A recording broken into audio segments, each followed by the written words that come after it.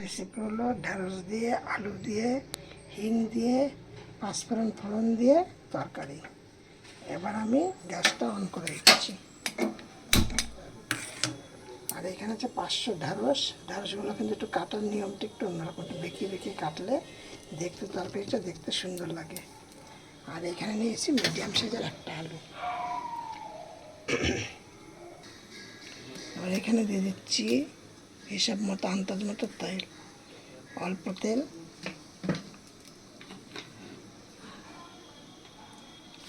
এবার এর মধ্যে দিয়ে দিচ্ছি 2টো শুকনো লঙ্কা, তার মধ্যে দিচ্ছি কিছুটা পাঁচফোড়ন। হিংটা একটু পরে দেবো, ফোড়নটা হয়ে যাবে তারপরে। চম্পা রেসিপি হাউস থেকে আমি রেসিপিটি শেয়ার করছি। দেখো ফোড়নটা হয়ে গেছে। এবার আমি গ্যাসটাকে লো করে এবার এর মধ্যে হিং দিয়ে দিচ্ছি। এই দেখো হিং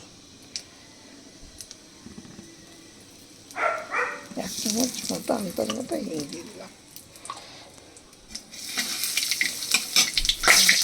এবার এর মধ্যে দিয়ে দিচ্ছি ঢেঁড়সগুলো, এবার দিয়ে দিচ্ছি আলুগুলো,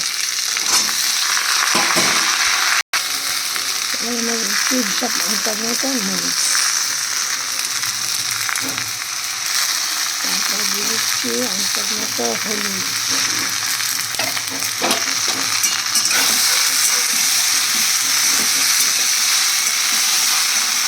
দিয়ে দিচ্ছি এর মধ্যে 3টে লঙ্কা দিলাম, গোটা গোটা লঙ্কা দিয়েছি।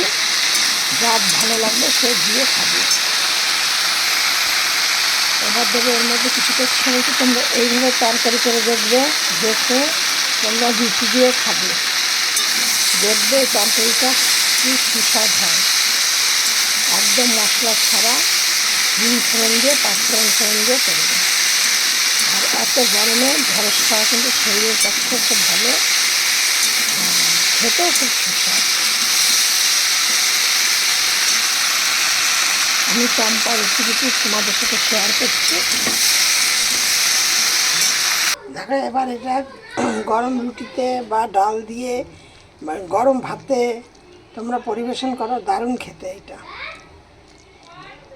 রুটি দিয়ে খেতে খুব মজাদায়ক একটা খাই, খুব সুন্দর একটা সেন্ট, খুব টেস্টি, খুব ভালো একটা রেসিপি। এবং এত গরমে এই রেসিপিটা শরীরের জন্য খুব উপকারিতা। আমার এই ভিডিওটি তোমরা দেখে একটু শেয়ার করো, সবার মধ্যে একটা সাবস্ক্রাইব করো, একটা লাইক করো, একটা কমেন্ট করো। নেক্সট ভিডিও আবার অন্য কিছু।